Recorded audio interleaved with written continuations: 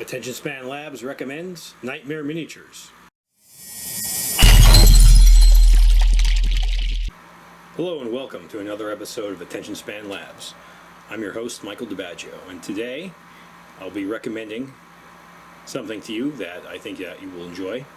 This will be part of a new series called ASL Recommends, and I'll be talking about wargaming, RPG stuff, books, even. It won't be necessarily related to one thing. Could be hobby tools, but these are things that that you probably the average person hasn't heard too much about, especially if you have your head lodged up. Games Workshop's wrecked them. You're not gonna, if you're not the kind of person that pursues other manufacturers and other games that you can't find in your average friendly local game store. So I'm going to hopefully broaden your horizons a bit. And today we're going to the greatest country in human history. That's Spain. And we're going to look at Knightmare Miniatures. And you're seeing some of their brilliant offerings right in front of you. Knightmare Miniatures does both fantasy and sci-fi minis. And these are, of course, are very reminiscent of the variety of the aesthetic style that gamers like to call Oldhammer, and that's basically a reference to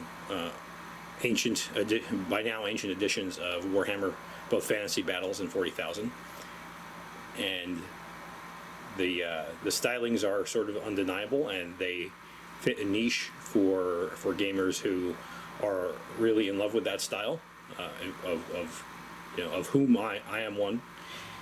And but it's hard to get those miniatures today. They're very expensive. They're hard to find. Obviously, they've been out of production for a long time. Some of them, they were rare even when they came out. So we're going to take a look at some of these today. Now, before we get into it, I want to apologize to the manufacturer of these miniatures, because I promised him that I would make this video probably about a year ago or more. Now, there wasn't any, that promise was entirely voluntary on my part. I did not get these miniatures for free. In fact, none of the items that I'm going to tell you about, at least in the videos I have planned out, are anything that I've gotten promotionally. I'm not a shill. As you can imagine, if you've been watching my channel for a long time, very few companies or manufacturers are going to probably want me to review their stuff. So that's not what this is. But the manufacturer is a gentleman, again from Spain, named Diego, and his wife Bea is also involved. I don't know if they both do sculpting. But I love these miniatures so much, and I sort of heard about them online, and I decided to order some. They have a pretty nice website. They have close-up views of their miniatures, nicely painted. And when I ordered one last year, I got this nice note, and it said, "Hi Michael, thank you so much for your order," smiley face. "Please give us feedback on our Facebook page. Follow us on Instagram. Thanks, regards, Diego and Bea." Now, you can see the nice handwritten letter right there. Yeah, my kids got some paint on them. But I felt bad when I got this letter, because not only did they send me this little note, they also threw in a free miniature. And when I ordered from them again a couple weeks ago, they also threw in a free miniature. But they asked me to like their Facebook page and follow them on Instagram. And I'm not on Facebook or Instagram. I hate both of those, and I won't go on them. So I said, "You know what, Diego, I love your miniatures, and it's so nice of you to write me this note that I'll make a video about it." And like I said, that was a year ago, but now here we are. All right, so without further ado, let's look at some of these. And I'm going to show you, I'm going to start with the ones I have painted, and then go on to ones that I have sort of half painted or primed. Some I don't even have assembled, but these are real beauties. Let's see if we can. You can see that guy here. This is a Beastman. See him? Man, the classic giant head hunched over, small arm style, and they're fun to paint. He was painted with, I think, regular paints, but they're mostly pretty easy to paint with contrast. There's Fantasy Battles Beastman. Let's look at the fantasy stuff first. Keep it systematized. This is a black orc with a warhammer. Let's see. Is that any better? No, it's not. There you go. That's better. He's got the nice Roman broom plume on top. Another black orc with dual battle axes.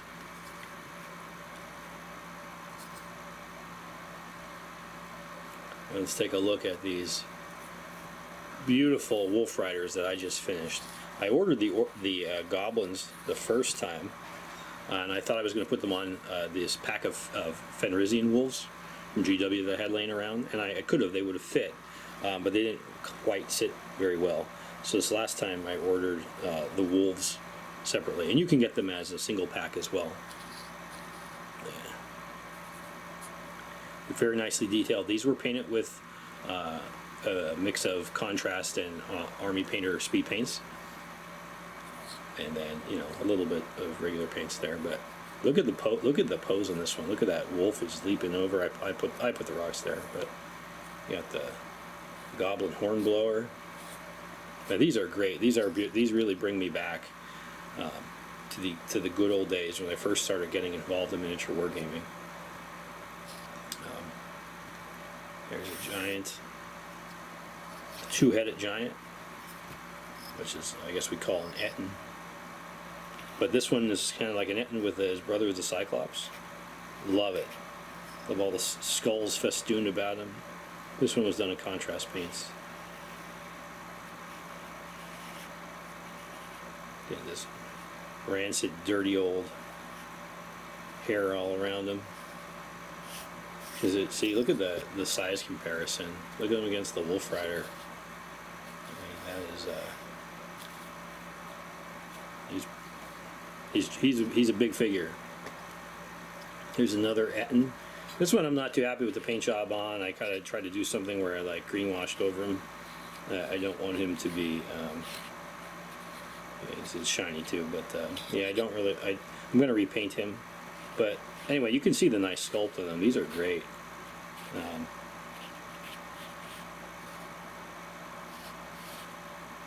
Try not to ruin them with my ugly fingernails. Yeah, I know. I bite my nails. Which, by the way, is not just a filthy habit. It makes it hard to open some things. So hopefully I'll never be in a survival situation where I drop my knife and I need my fingernails. Look at this troll. Now I sort of painted him as like a river troll, but I think he's supposed to be a mountain troll. Look at him. He's classic Oldhammer in every way. Look at that. Look at that grimace.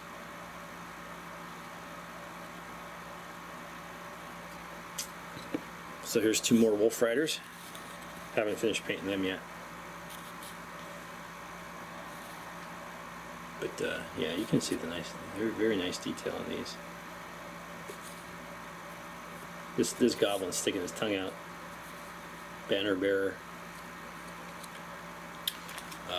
Now here's some. These are the other black orcs I have.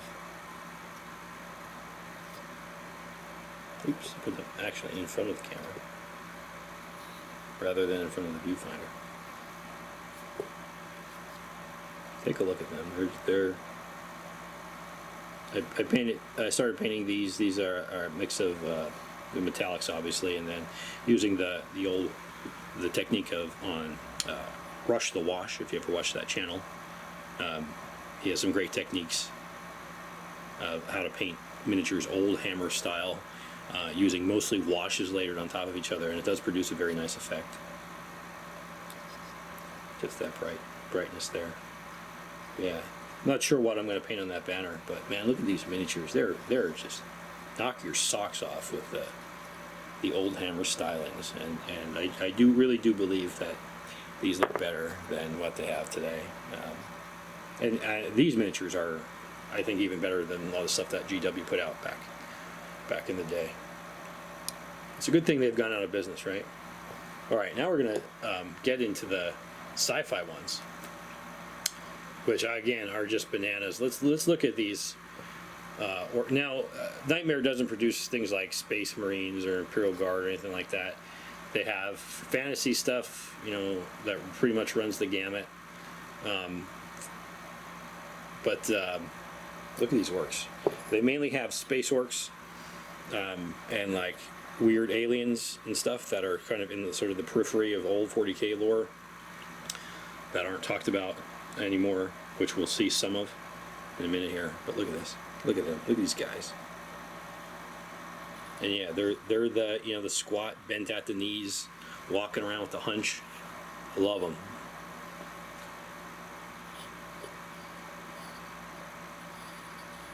So but they also have like Gene Stealer Orcs, Chaos Orcs. They have a lot of Chaos Raiders, a lot of stuff that's reminiscent of enemies you'd find in Space Crusade.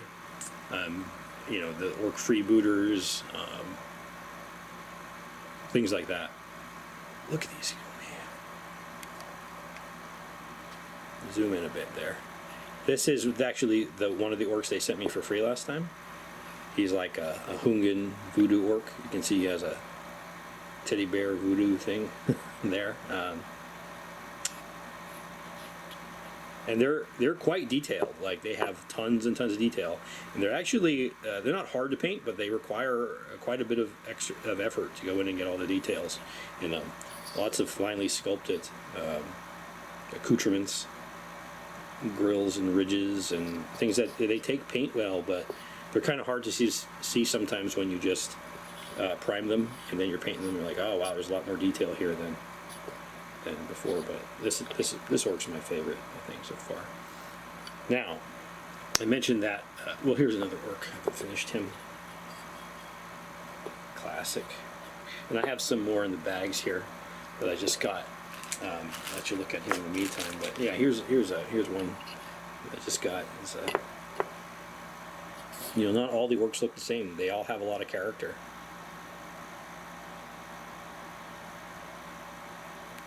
Look at the detail on them. Very reminiscent. So let's look at this guy. You know what this is, right? That's a Fimir. And if you know anything about old Warhammer fantasy battles or Heroquest, you know, Fimirs were in there. Fimirs, I guess they kicked them out of the canon because they raped women, which is like, yeah, they're bad guys, right? So Fimirs were based on the Firbolg of Irish mythology. I don't think they specifically look like this, but they were, you know, very Games Workshop-y take on it. But they were for fantasy battles. But I don't think they've ever made a space Fimir.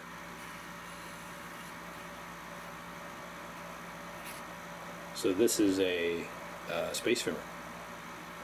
And I love Fimir, like the Fimir miniatures from Heroquest were just this is an awesome new kind of monster you weren't used to. And obviously he's not finished painting. I'm not sure how I want to go about doing him, but Fimirs are like these giant, large reptilian Cyclopses with like mace tails, and this one's got the old, I don't know, that's a hand flamer or a laser blaster, chain axe. He means business. Now look at him compared. I didn't bring any Space Marine or Imperial Guard miniatures out, but I mean, look at him in comparison to this orc. He's big. He's a big dude. Perfect for an orc freebooter force. And he's a multi-part how to build him, but just awesome. Yeah, the Space Fimers, you know, if they don't hear or mention more, they actually one of this one is recognize this one is a Zoat or a Zoat. I don't think they're called Zoats. I don't think that's right. I think they're called Zoats. This one, I need to finish painting the base, but otherwise, well, I really enjoyed painting this one.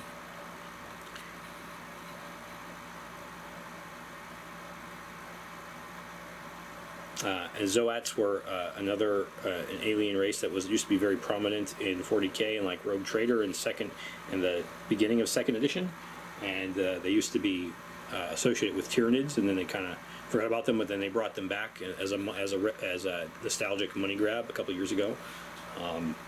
I think for Blackstone Fortress, but they're like some kind of centauroid reptilian aliens. This, unfortunately, is the only Zoat mold that Knightmare makes. So it may look a little weird to have a whole batch of them of that. So hopefully Diego will make some more. I do like these a lot. Now he sort of painted as like an aquatic thing, because like in my universe, Zoats are allies of these guys, the Saharduin. He calls them fishmen.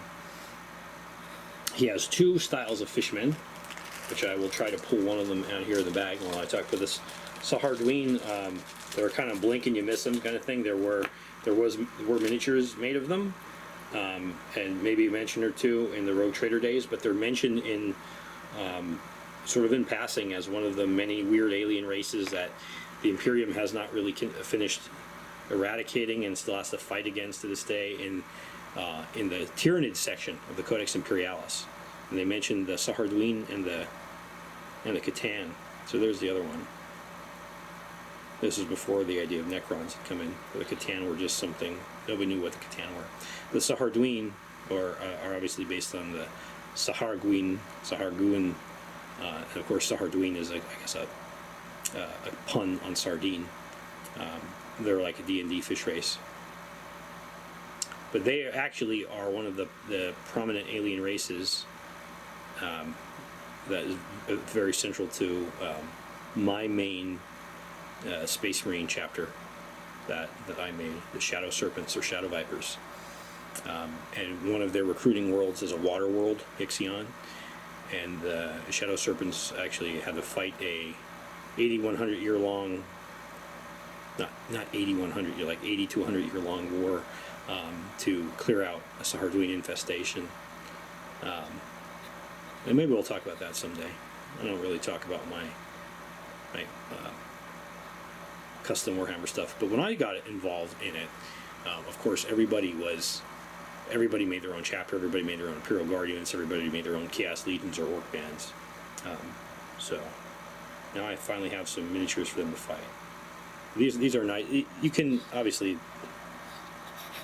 it's not as good to see them if they're not fully painted, but go on their website, check them out. They look brilliant. All right, so what else we got here? I think oh yeah, this guy. It's a Beastman mutant Minotaur. Look at this guy. He's got laser cannon or something, auto gun with a chainsaw bayonet. Man, that's cool. The goat legs, and he's replaced one of his horns. He has a bionic eye, you can see, and he's replaced one of his horns with an extra laser cannon. You could do that kind of stuff in Rogue Trader. You could actually make your character have like weapon eyes and stuff. You didn't have to be a special character like Garrick. Yeah, so getting close to the end of the figures I have. He has there's way more online, but I just want again to show you this. Take a good look at these. Look at these up close. Like, these are magnificent figures. Look at that. Detail on them is incredible. It's not ludicrously over detailed. There's enough to pose a challenge. The poses are great and characterful. They really jump out at you. Look at the expressions on that orc here.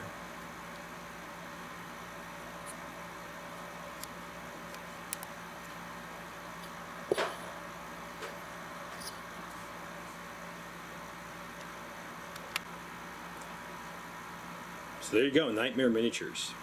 If you like Oldhammer stylings, and who doesn't, I couldn't recommend anybody else more. These are the best that I have seen. They're in many ways superior even to the Games Workshop models that some of them are clearly inspired by, and they're very affordable price. Diego is a great guy to work with. He doesn't nickel and dime you on like the shipping or anything, and he has some good price on there. So check out their website. I will link it in the below, and I'll finish this video just by noting what I mentioned in the beginning, that since these are from Spain, and I said Spain is the greatest country in world history, at least of the countries that still exist right now. And I probably raised a few eyebrows. So That's actually a lead into the next video, because the why of that is because you know, a lot of people say, "Oh, America's the greatest country in the world," and that's just not true. You know, when America fights an 800-year-long war of liberation against Muslim invaders, kicks them out, reunifies their ancestral homeland, and then immediately goes around to the unexplored other half of the planet and conquers pretty much the entire other half of the planet, then America can say that you know, we are the greatest country in the world. But until then, it's definitely Spain. And these guys are coming up next. That's right, conquistadors.